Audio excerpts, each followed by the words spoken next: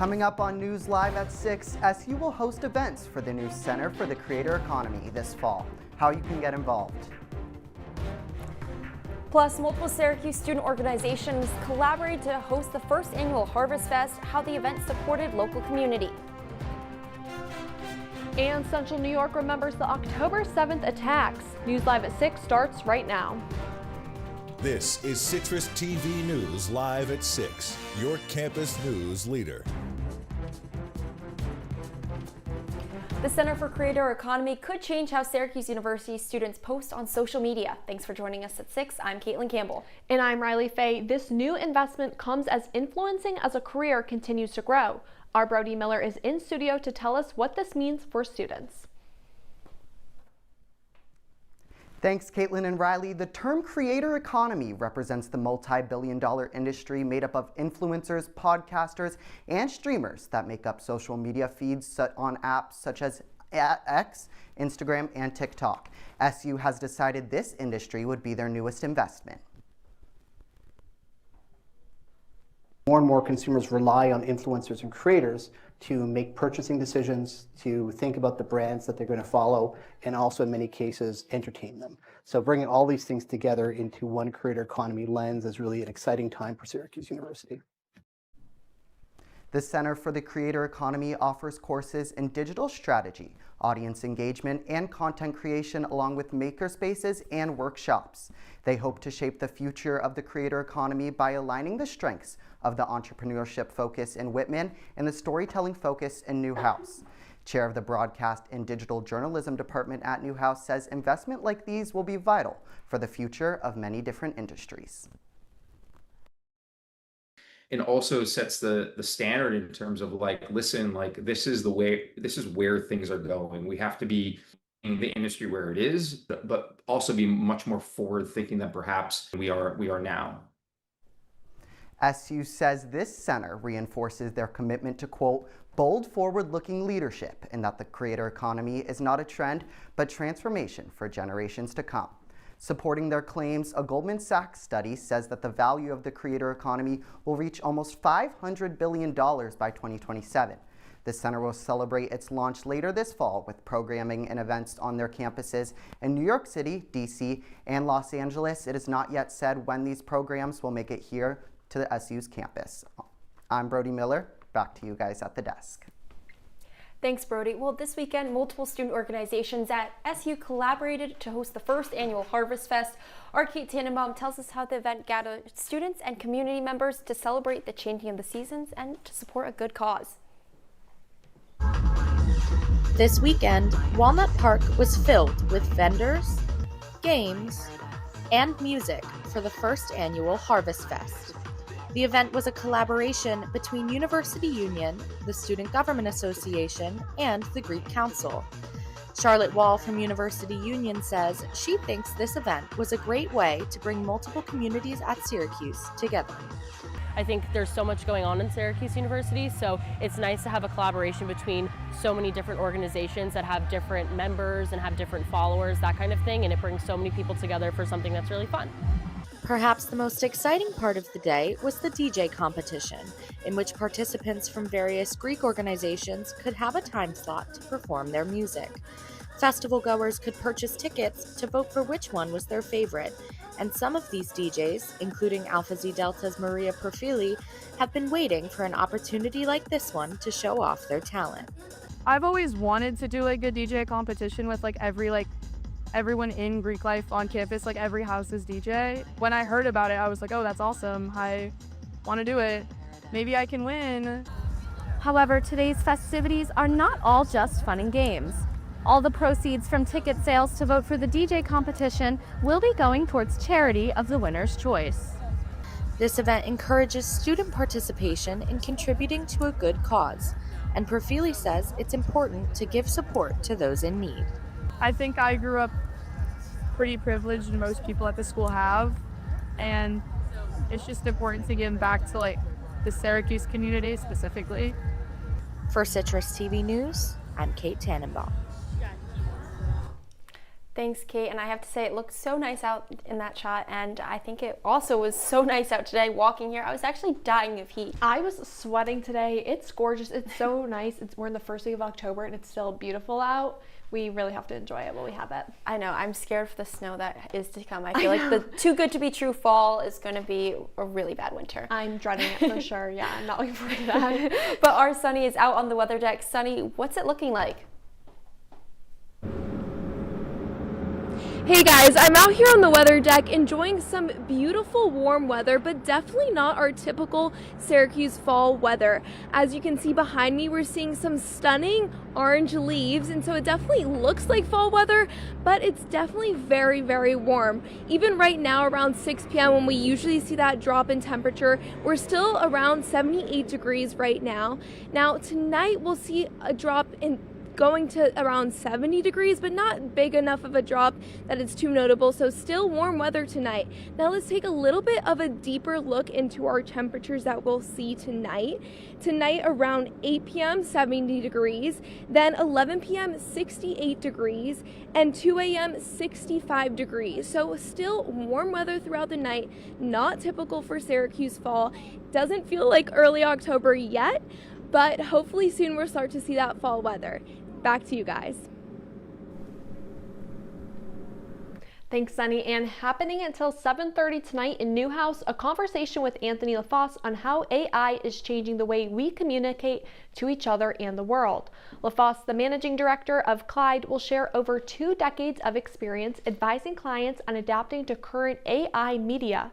LaFosse was in the CitrusTV studio earlier today to speak about why conversations like these are important. Tune into Talking Points tonight at 7:30 to hear what he has to say. Interfaith Peace Week continues tonight with a candlelight vigil at 7 p.m.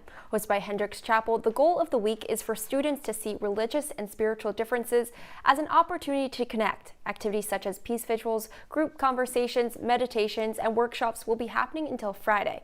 For more information on the week's programs, you can go to chapel.syracuse.edu. Last night, members of the Jewish community of Syracuse gathered to commemorate 2 years since the October 7th attacks, which took the lives of more than 1,000 people. Citrus TV's Brandon Myers takes us inside.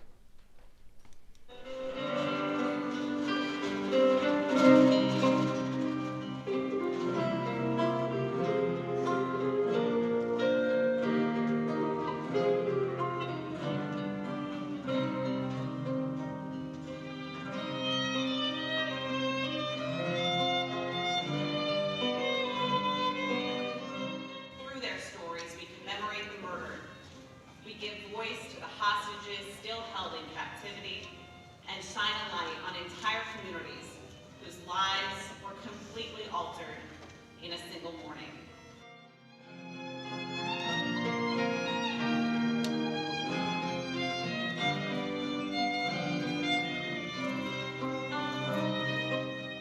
October 7th did not end in a single day.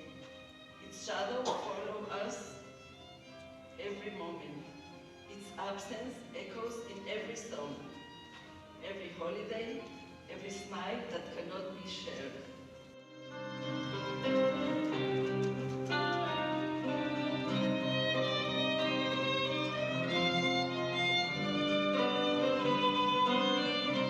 People that we love, people that we know, truly innocent civilians targeted with hate. The most important thing is to recognize that what happened on October 7th cannot be allowed to happen again.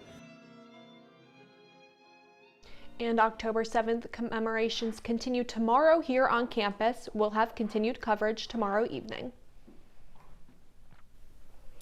3 former Marcy Corrections officers began their trials today in the relation to the death of inmate Robert Brooks.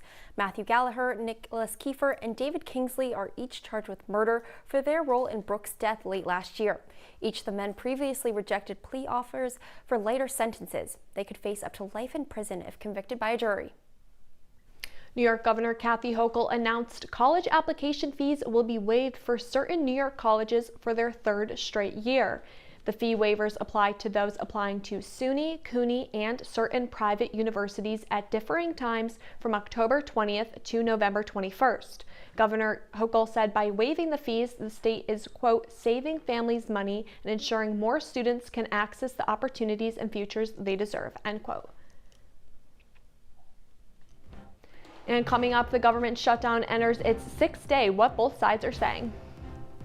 Plus, an update on peace talks between Israel and Hamas. That and more when News Live at 6 continues after the break.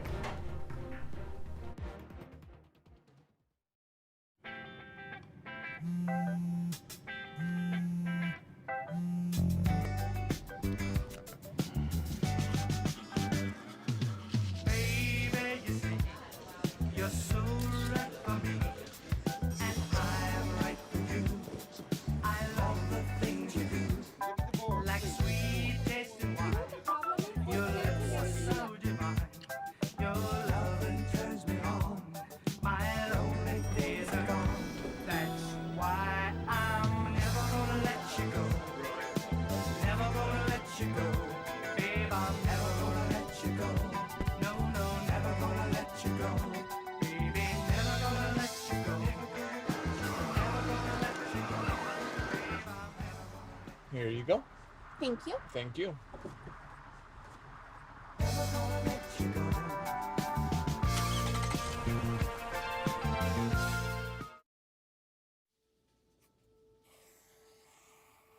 Dad? Just 1 minute, okay? Hey, Bobo, do trees tell each other stories? I'm sorry. I'm afraid I don't know that. Hey, why don't we go find out?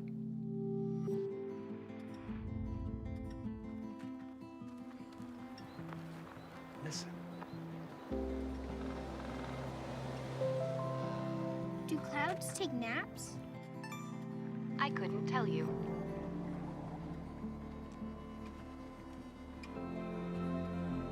Can birds draw pictures? I don't have an answer for that. Dad, do stars visit their friends? Look!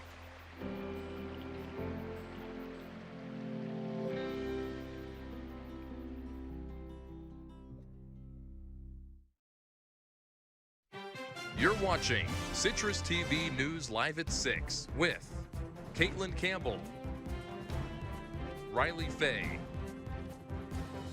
and Grace Elford. And now, your campus news leader continues. Welcome back to News Live at 6. The state of Illinois and Chicago sued the Trump administration earlier today over the decision to deploy 300 National Guard troops into the city. This lawsuit comes just one day after another U.S. federal judge has temporarily blocked the Trump administration from deploying troops in another Democratic-led city, Portland, Oregon. The lawsuit asks the court to order the administration to stop federalizing National Guard troops to Illinois and declare the act unlawful. The U.S. District of Illinois claims the deployments are politically motivated, citing past criticisms Trump has made about Chicago. The CDC is backing recommendations from a panel of outside advisors, including that patients must consult with a healthcare provider to get a COVID-19 vaccine, though it does not require a prescription. The recommendation means the vaccine is still available to the public, but could make getting the shot less accessible. The CDC also signed off on recommendations separating the chickenpox vaccine from a combination shot with measles, mumps, and rubella vaccinations. Now, we expected, I thought, that Chuck Schumer would do what he's always done. The man has served in Congress 3/4 of my life, I think, and he has given impassioned speeches over the year, most recently in March of this year, that you have to fund continuing resolutions. You can't shut the government down because it's irresponsible and painful for the American people. He was right in March. He is not right today. That's House Speaker Mike Johnson speaking to reporters earlier today as the government shutdown enters its 6th day. The House is not expected to be in session this week, meaning the Senate must take lead on any deal made in Congress. The impasse comes as Democrats are insisting on renewing subsidies to cover health insurance costs. Republicans are looking to preserve existing spending levels. Neither side has shown any willingness to budge as of today. And turning to South Carolina, an investigation for the cause of a fire that burned down Circuit Court Judge Diane Goodstein's home began earlier today. According to fire officials in Colton County, 3 people were hospitalized after the fire on Saturday, including Goodstein's son and husband. Law enforcement said they are unclear whether the fire was an accident or arson. The 69-year-old judge has received multiple death threats for her decisions against the Trump administration in months prior to the fire. In September, Goodstein blocked South Carolina's Election Commission from releasing voter files to DOJ in a sweeping administration effort to restrict non-citizens from registering to vote. And talks between Israeli and Hamas officials on a U.S.-backed peace plan began earlier today. Today in Egypt, Egyptian state-owned media reported mediators met with Hamas and Israeli delegations separately for the first day of talks. U.S. envoy Steve Witkoff is expected to join the talks. Hamas says negotiations will focus on the first stage of a ceasefire, including the partial withdrawal of Israeli troops and release the hostages. Tomorrow marks 2 years since Hamas's attack triggered the war. And after the break, I'll have more on these hot temperatures and if they're here to stay.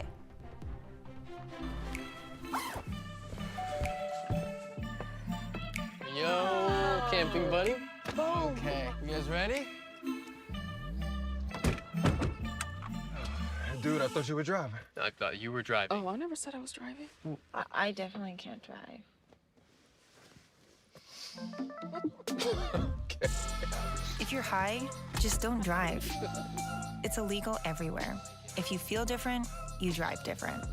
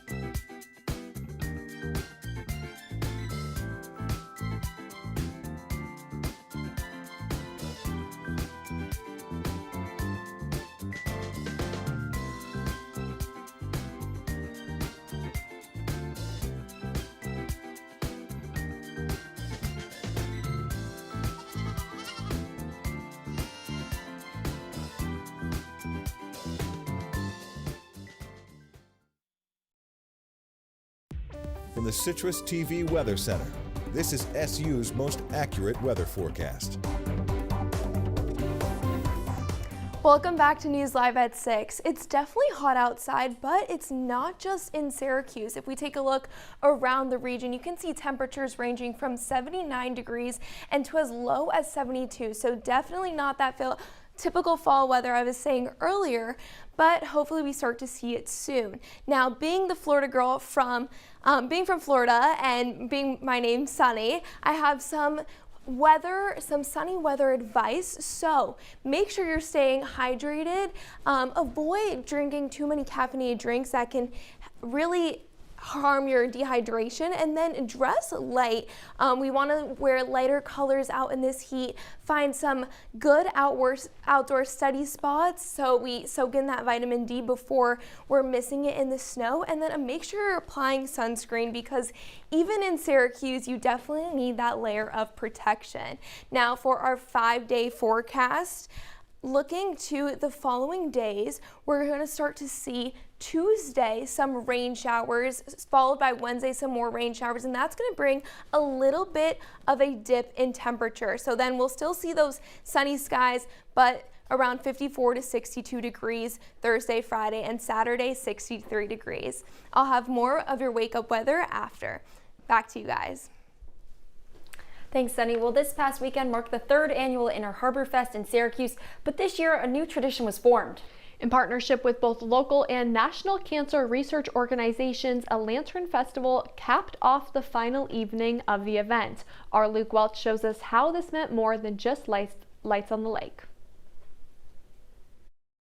In an age where communication happens more through our fingertips than face-to-face, emotions often get set to the wayside. People just feel like they're not really loved or supported and stuff, and they just don't really find that in themselves. So I think it's really important to remind ourselves that we always have that love within ourselves as well, and we can get that out. So But at the 3rd annual Inner Harbor Fest on Onondaga Lake, a new tradition looks to light the fire of togetherness. All our money stays local and it goes to Upstate Cancer Center.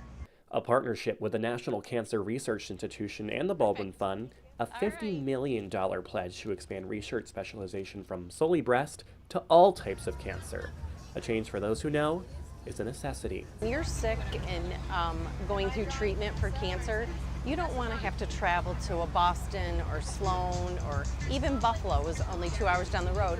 You want to be in the comfort of your own area and be able to go home to your own bed at night. So as the initiative sparks, Jean Ann and the NCRI thought to honor those who have passed from the same disease they are trying to beat. We're lighting lanterns. The Baldwin Fund is selling lanterns in memory of breast cancer survivors or memory of people who have passed. So we're lighting them and we're going to put them in the harbor. Some people are writing down wishes, some people are drawing pictures. Most people are putting down something with a person who has passed or going through cancer treatment. Whether it's a message of inspiration or honoring the life lost of a loved one, hundreds of these lantern boats will fill the Inner Harbor in the name of community. Finding love now and forever.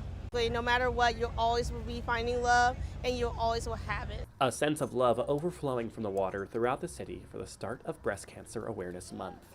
In Syracuse, Luke Welch, Citrus TV News. Syracuse football traveled down to Dallas and faced SMU for the first time in 93 years this Saturday. We'll give you the highlights and a whole lot more coming up in sports.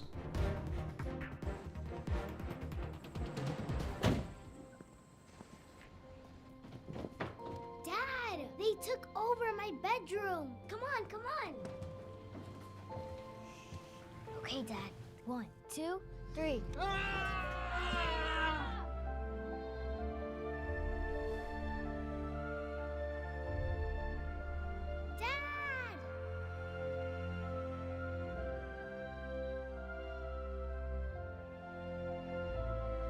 You saved me. Dad? Are you okay? I'm fine, dear.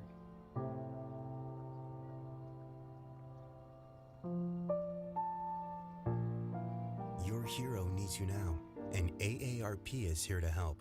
Find the care guides you need at aarp.org/caregiving. Welcome to my house. Lately, not my happy place. Everybody's pretty tired of each other. The parents were not themselves. My little brothers were morphing into small creatures. The walls were closing in. Clearly, a case of too much family, too close, 24/7. And there's a lot of that going around right now. If this sounds like your house, try going someplace new. YourLifeYourVoice.org.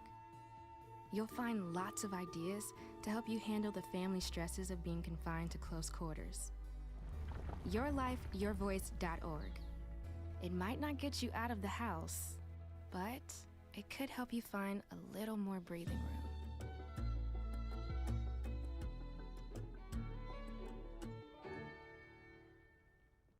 And now, your Citrus TV Sports Report. After a 38-3 loss to Duke last weekend, it couldn't get any worse for Syracuse football this past Saturday, right? Welcome into sports. I'm Dan Shalam. Well, that answer will be answered in just a second here, but SU traveled down to Dallas to face SMU for the first time in 93 years, looking for a bounce back after losing to the Blue Devils. Let's take you down there to Gerald R. Ford Stadium. For Syracuse early on in this game, on the one, trying to push things in. Ricky Collins can't get there. Syracuse turns the ball over on downs. And then later in that first quarter, Collins is picked off at the 13. SMU would settle for 3 points. They lead things 3-0 after the first quarter. Then the Mustangs would start to get going offensively. Kevin Jennings finds Ymir Knight on the left side. He finds his way into the end zone. A 15-yard touchdown score. 10-0 Mustangs. SU with a big chance here on fourth down. Throw to the left side to Yasin Willis, and he can't bring it in. Willis upset with Collins after that throw, and you can see on the sideline that quality control coach Josh Gaddis chewing out quarterback Ricky Collins for that throw. He wanted things to be better on that play. And then later, Collins in the third quarter with SU trailing 24-3 is sacked in the backfield. Syracuse could get nothing going offensively. SMU would put the nail in the coffin here on this play, a 9-yard touchdown pass from Jordan Hudson. This made it 31-3 Mustangs in the fourth quarter. SU would add on some late points, but it really was meaningless at that point. 31-18 the final. Syracuse quarterback Ricky Collins has struggled as a starter, just 21 points of total offense so far. The Orange have a bye week coming up, and then they will host Pittsburgh next Saturday at 7:30. And back here on the Hill, just a couple hours away, the Bills hosted the Patriots last night. Buffalo sporting its new cold front rivalry jerseys, and maybe the name of the jersey had an impact because in this game, Buffalo started ice cold just like the Yankees did a couple of days ago in this weekend series. But we'll take you to Buffalo first. In this game, Keon Coleman grabs a pass to make this 20-17, and then Matt Prater would tie the game 20-20 in the fourth quarter. Now, still plenty of time for the Patriots. They get the ball back here with 2:10 remaining. Drake May in the gun, nearly tackled, throws the ball to Stephon Diggs. He gets past the first down marker, and a big one there for the Patriots. This sets them up for the field goal, 52 yards, knock it through, and the Patriots knock off the Bills 23-20. Buffalo was the last remaining undefeated team in the NFL. That no longer to be. And for the Bills as well, it's their first home loss in nearly a year. Now, a couple hours down the road from Orchard Park, the Yankees were in action against the Toronto Blue Jays in the ALDS after taking down the Red Sox in the wild card series. Yankees trying to get something going in Toronto. Vladimir Guerrero Jr. says, "Welcome to Canada." 1-0 early for the Blue Jays. They would pile on a bunch of runs in this game. 8 in total between the 7th and 8th innings. Nothing for New York. They fall 10-1 in the first game of this series. And then they would try and bounce back yesterday in Game 2 with Ace Max Fried on the bump, but it was more of the same story. Ernie Clement with a 2-run homer early on in this game. Toronto would end up putting up 11 runs on the board between the first and fourth innings, capped by a Vladimir Guerrero grand slam. New York had absolutely no answer in this game. They would tack on some runs late, 13-7 the final, but now the Bronx Bombers trail the series 2-0 and go home with a win or elimination game tomorrow night at Yankee Stadium. First pitch set for 8. Now back here on the Hill, Syracuse men's soccer was in action on Friday night against Boston College. The Orange were searching for back-to-back ACC wins for the first time in 3 years. And SU got the job done behind a header goal from freshman midfielder Bryson Rodriguez. The score was the Costa Rican natives' first at the collegiate level. Syracuse hosts SMU Saturday, looking to extend the win streak to 4. And on the women's side, SU was hosting Clemson. They trailed this game in the end, and they would end up losing in this one 2-1. Guys, back to you at the desk. Thanks, Dan. When we come back, we'll have one last look at your wake-up weather. We'll be back in less than 2 minutes.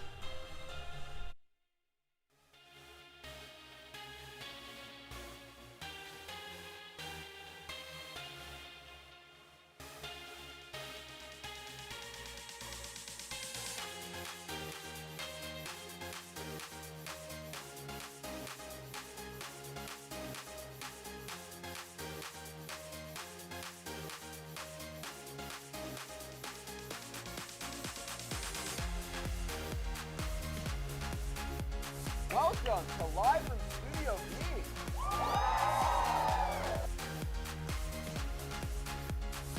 Welcome to another episode of Culturally and Technically Legal. Previously on Survivor. Welcome back to the Esports Juice Box, where we break down this week's esports news into digestible sizes for easy consumption.